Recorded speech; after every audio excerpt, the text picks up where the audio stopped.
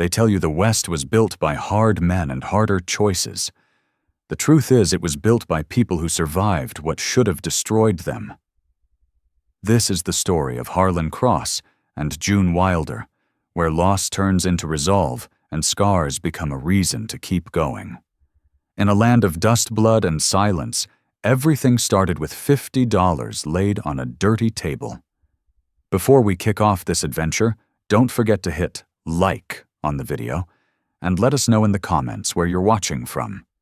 You ever witness a woman traded like stock wrists flayed by rope spine, straight eyes burning with a kind of defiance that dares the world to finish the job, the kind of sight that sinks into you so that walking away would rot you from the inside out? I'd come into Laram for bullets and feed oats. That was it. No reason to drift anywhere near the crude pen behind the saloon. Then I heard them. Harsh voices, drunken laughter, the sound of men bidding on something that had no business carrying a price. I shoved the door open and saw her. She stood alone in the dirt. Hair the color of rusted copper tangled with trail dust. Her dress torn open at the shoulder rope, biting deep into her wrists, but her eyes green, sharp as new grass after rain, held fast. Hard. Unyielding. She wasn't broken. Not yet. Though it was plain they'd done their damnedest. Bart Kincaid, slick as oil and heavy with gold rings, was running the bids. $50, he said, like he was selling a mule. Like she was nothing more than weight and hide. Property. I reached into my coat and pulled out my roll. 3 months' worth of cattle money. Everything I'd set aside to survive the winter. The words came out before sense had a chance to stop them. 50. Cash. Right now. Maybe I was a fool. Maybe I should have turned my back and let Laramie choke on its own filth. But there are things a man can't ignore, even when doing so would be easier. 8 years I'd lived alone in the Bighorn foothills. 8 years since Lydia Cross and my boy Evan died screaming while I was miles away tracking elk. Too far to hear, too late to matter. 8 years of paying for it. I hadn't gone looking to save anyone that night. Hell, I couldn't even save my own blood. But there she was. June Wilder. Though I didn't know her name then. Something in her stare pulled me straight back to Lydia. That same fire. That same refusal to kneel no matter how heavy the sky pressed down. Kincaid snatched the money from my hand, counted it twice with those ringed fingers, then sliced the rope from her wrists using a blade worn thin by bad work. "She's yours," he said. "No returns." I didn't answer. I just held my hand out to her. Not grabbing, just there. She studied it like it might snap shut and drag her under. Fair enough. Then she took it. Her palm was rough, needlework, honest labor. It trembled, but she didn't pull away. "You can walk?" I asked. "I've walked through worse," she said. Her voice didn't waver.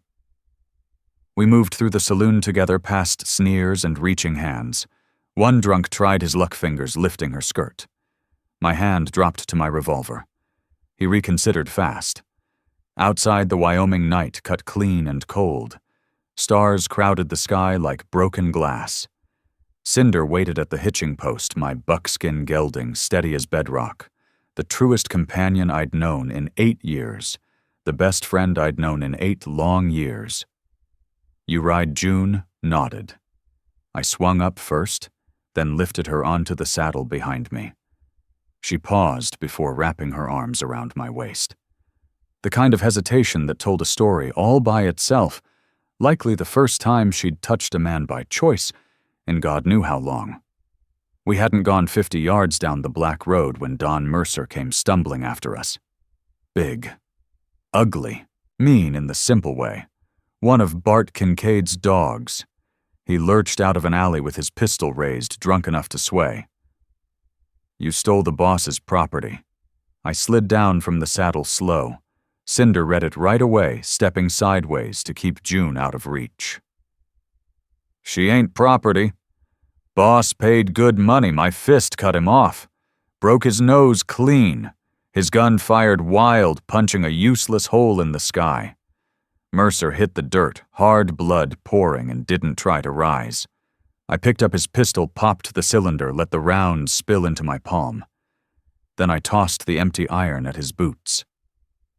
Tell Kincaid if he wants her back, I said he can come fetch her himself. I mounted again. June's arms locked around me tight this time. No doubt left in them. You always settle things like that? She asked. When I have to? Good to know. We rode on, swallowed by the dark. I felt her hand slip inside my coat, her fingers finding the bone-handled knife at my belt. Felt her draw it free. I didn't stop her. She needed that comfort. If my blade gave it to her, it was hers. 30 miles to my cabin. 6 hours in the saddle. Long enough for trust to grow or for it all to come apart. The trail cut through Shoshone country, high grass rolling between stone ribs. Cinder's ears kept turning, reading the night. That horse could scent trouble from miles out. You trust that horse more than people, June said, breaking a long stretch of silence. He's never lied to me. She let out a short laugh, surprised at herself. He talked to you much. Don't need words to know when danger's close. He smells it. So did I. Thunder growled in from the west. Plains weather mean and fast. Lightning tore the sky open.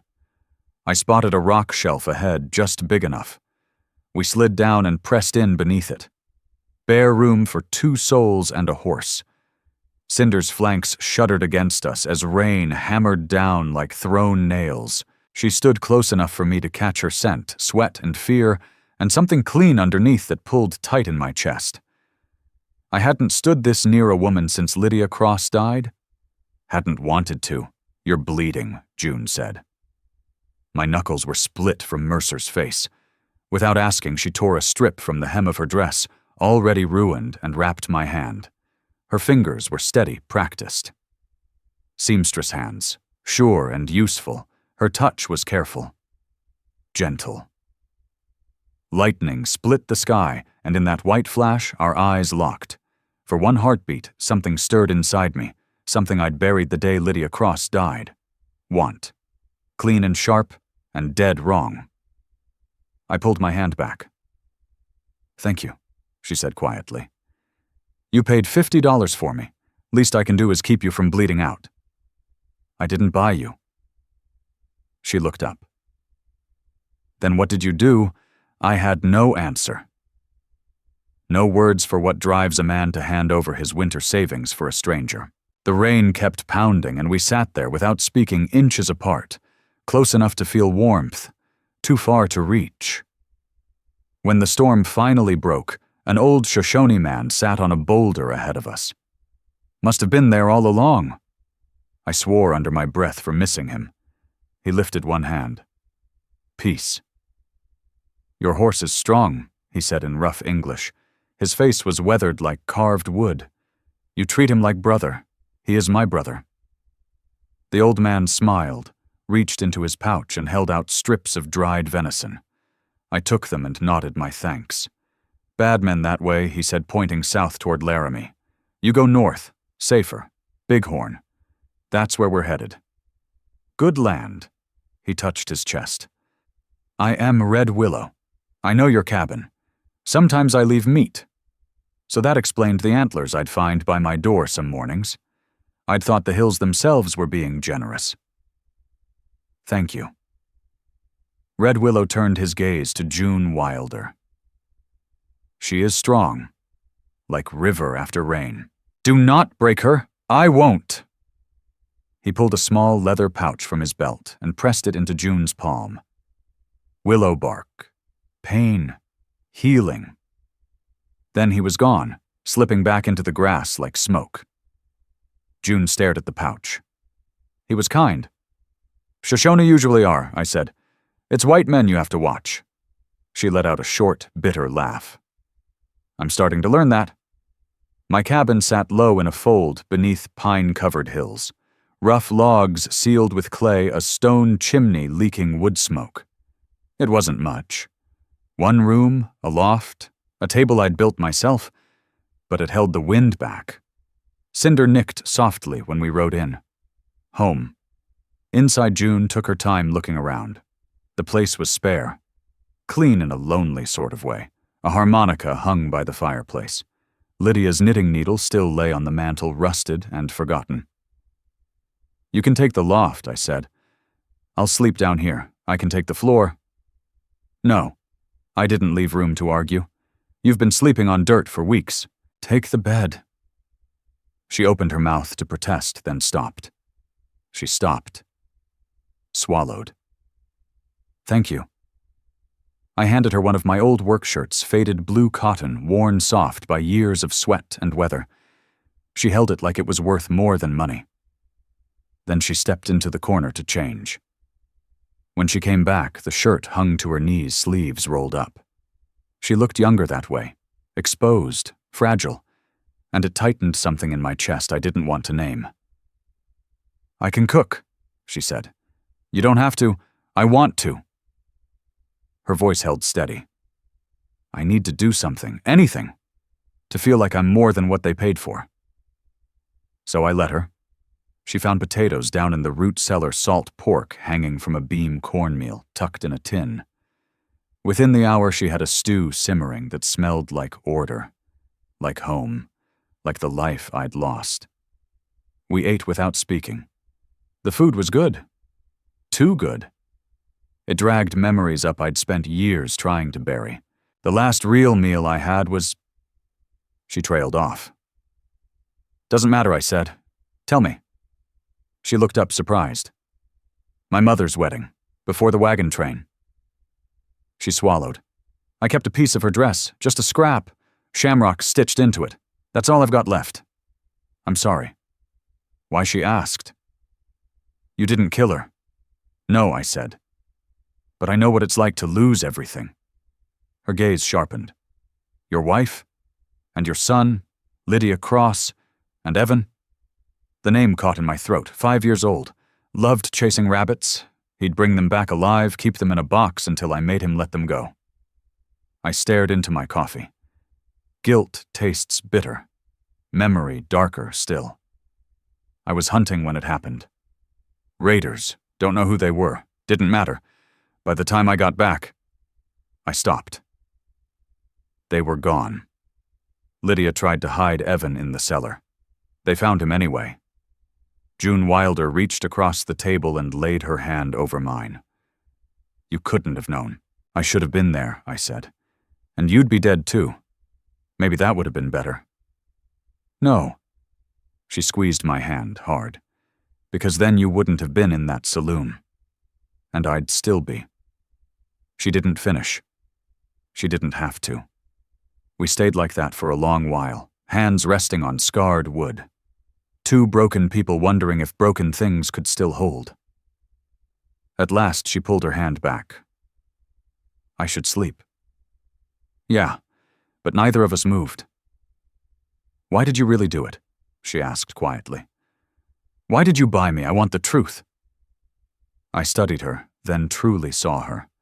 The bruise shadowing her cheek, the hard set of her jaw, the way she carried herself like she might bolt or strike at the slightest wrong move. I couldn't save Lydia Cross. I couldn't save Evan. But I could save you. Even if it stripped me bare. Tears slid down her face without a sound. "I'll pay you back," she said. "However long it takes. You don't owe me a thing. I owe you my life." "Then live it," I said. "That's payment enough." We settled into a rhythm after that. June Wilder patched clothes, cooked what she could, hauled water from the creek.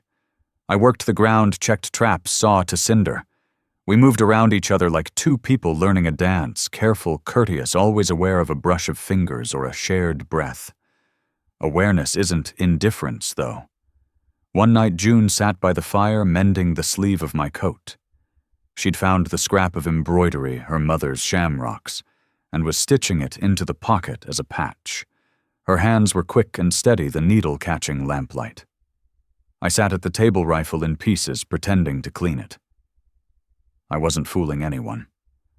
I was watching her, the line of her neck, the way the fire turned her hair to copper, the faint crease between her brows when she focused. "You're staring," she said without looking up. "Sorry? Don't be sorry," she said. "Just don't lie about it." She tied off the thread, bit it clean, and held the coat up to inspect her work. The shamrock patch looked like it belonged there, green thread on worn brown. Irish luck sewn into Wyoming leather. "There," she said, handing it to me.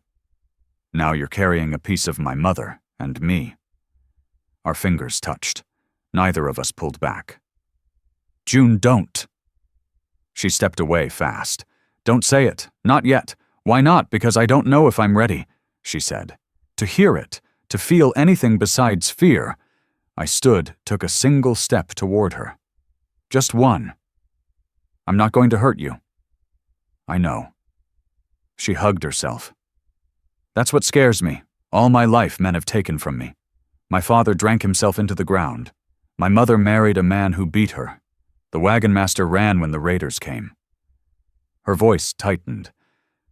"Bart Kincaid made me feel like an animal. Less than one." "And then you," she said. "Then what you make me feel human again." She swallowed. "And I don't know if I can stand that. Because if I let myself really feel, I have to remember everything I lost." She shook her head. "I'm not strong enough yet." I wanted to reach for her.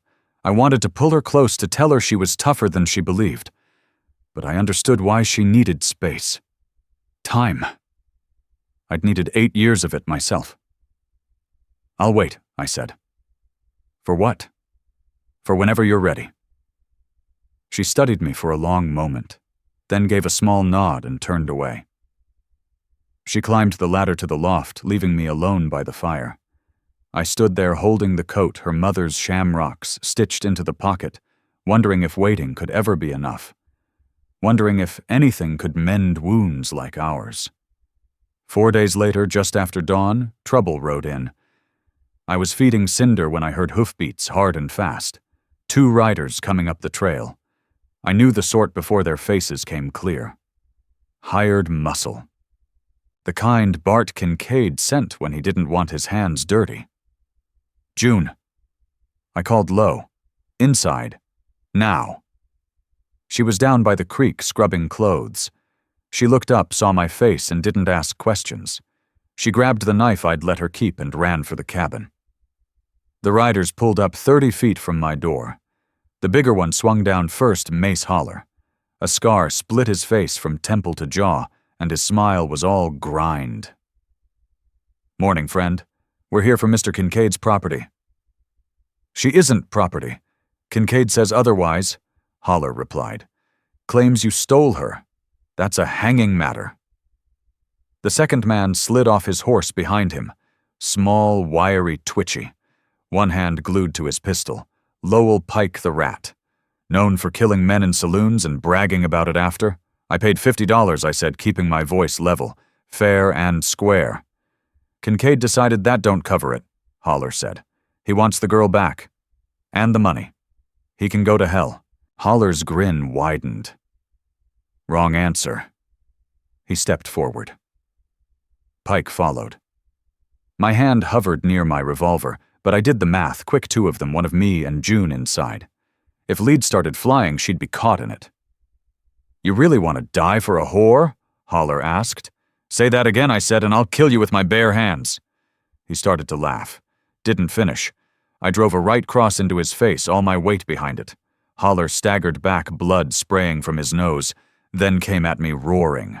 We crashed together and hit the ground hard. He was bigger, meaner. But I fought like a man who'd already lost everything. We rolled in the dirt, fists flying.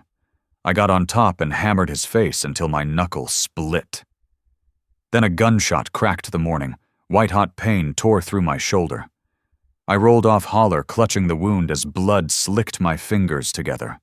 Dark and heavy blood slicked my hand. Lowell Pike stood 10 feet off pistol, smoking a grin splitting his face. Should have handed her over, old man. He lifted the gun for a second shot. The knife hit him in the back. Pike screamed, his body arching as the pistol slipped from his fingers. He twisted, clawing at the bone handle jutting from his spine. June Wilder stood in the cabin doorway, face drained of color, hands shaking. "You Pike," spat. "Bitch." He went down hard. Twitched once. Then nothing. Mace Haller staggered to his feet. Took in his dead partner. Took in me bleeding on the ground. Took in June, eyes dark and dangerous. He didn't say a word. Just ran for his horse, swung up and drove it hard down the trail. I tried to rise. My legs gave out. June was there in an instant, hands pressed to my shoulder, blood seeping through her fingers. "I killed him," she whispered, her voice breaking. "I had to. Didn't I?" "He was going to kill you. I killed him." "June, look at me." I caught her arm. "You did what you had to do. That isn't murder. That's survival." The words cracked something open. She broke down, then deep shaking sobs she'd been holding in for weeks. I pulled her against me with my good arm and let her cry into my chest while my blood soaked into her mother's shamrock patch. "I've got you," I said. "I've got you." Cinder stepped close, nudged my hair with his nose nickering soft. Even the horse understood. We'd crossed a line that morning. There was no stepping back over it. June cleaned the wound with whiskey, her hands steadier now, all focus. The bullet had torn through the muscle of my shoulder and missed the bone. Lucky. In Wyoming, lucky meant you lived to see the next sunrise. She packed the hole with Red Willow's bark and bound it tight. I clenched my teeth and didn't make a sound. When she finished, she sat back on her heels and stared at her hands, stained red. "I can still feel it," she said. "The knife going in.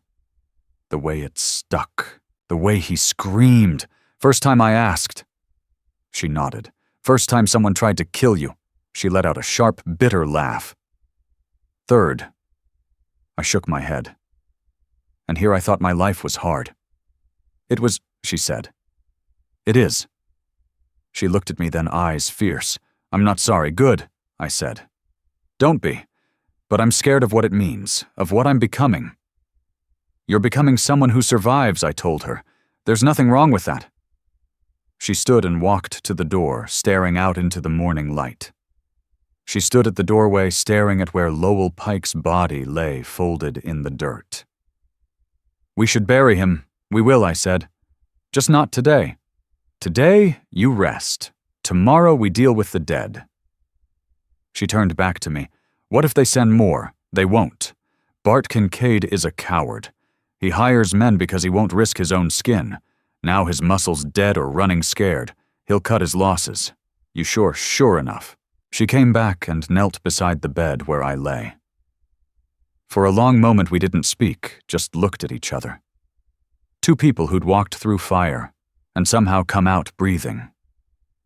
"When you were bleeding," she said softly, "when I thought you might die, I realized something. What I don't want to lose you. I don't want to be alone again. I don't want to keep running from what I feel." She swallowed. "Harlan, I'm ready now. I'm ready to feel." She bent down and kissed me. Careful at first, then deeper. I tasted salt, her tears, maybe my blood. I couldn't tell. My good arm rose and pulled her close. She climbed onto the bed beside me, mindful of my wounded shoulder. We held each other like people clinging to driftwood. Her fingers traced my jaw, rough with stubble. Her lips brushed my neck, my collarbone. Soft sounds slipped from her throat. Not fear this time, but want.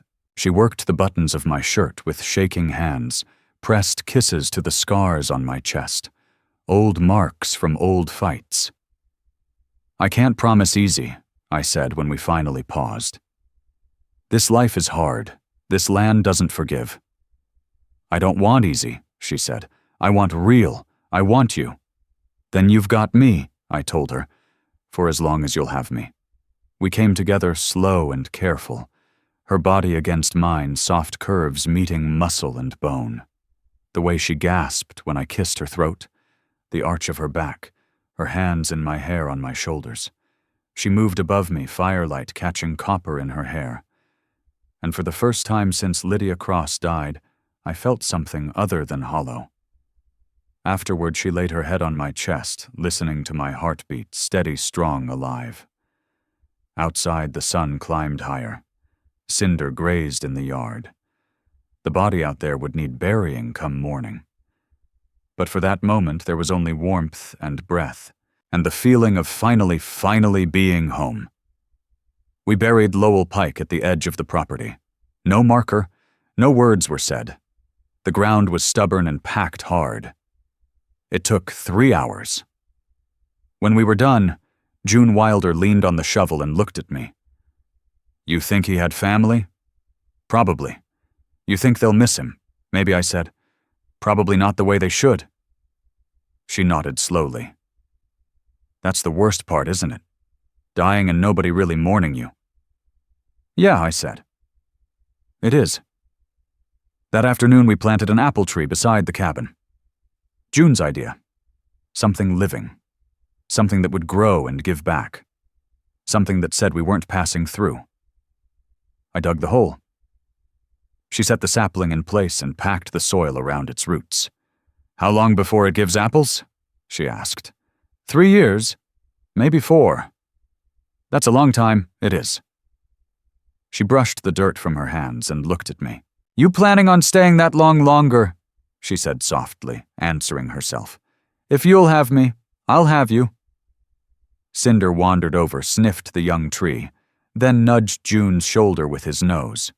She laughed and scratched between his ears. "I think he approves. He's got good judgment." We stood on the hillside as the sun slid down behind the bighorn peaks, turning the grassland gold. June leaned into me, my arm resting across her shoulders. Somewhere beyond that horizon, the world stayed hard and cruel. Men like Bart Kincaid still sold women like cattle. The law was weak or bought or both. Violence waited in the quiet places. But here on this hill, with this woman, this horse, and this tree sinking roots into Wyoming soil, I felt something I'd thought I'd buried with Lydia Cross and Evan. Hope. "If I ever leave," June said quietly, "it'll be because I choose to. Not because someone makes me." She shook her head. "But I'm not leaving. I'm staying." "Why?" "Because, for the first time in my life," she said, "I'm exactly where I want to be." I kissed the top of her head and didn't say a word. Anything spoken would have spoiled it. Finally, let me send my deep thanks to you. Thank you for listening. If this story has touched your heart, I invite you to stay with us to discover more true tales of the Wild West. Stories that honor resilience, tenderness, and the spirit that God placed in those who blazed the trail. Subscribe, share, leave your thoughts in the comments, and join us once again to journey across this untamed land. Thank you. Aviso Legal/Disclaimer. These stories are crafted purely for entertainment and may contain imaginative additions or dramatic interpretations inspired by old frontier eras. We use AI-based resources, voice imagery, and drafting as part of our creative process, but every final detail is carefully reviewed and shaped by human effort to preserve emotional depth and authenticity. We strictly follow YouTube's rules regarding AI-generated content and refrain from deepfakes, altered identities, or misleading representations. All images, sounds, and related materials are lawfully obtained. Please do not reuse, modify, or distribute any portion of this content without written permission. Thank you for valuing creativity, respect, and original work.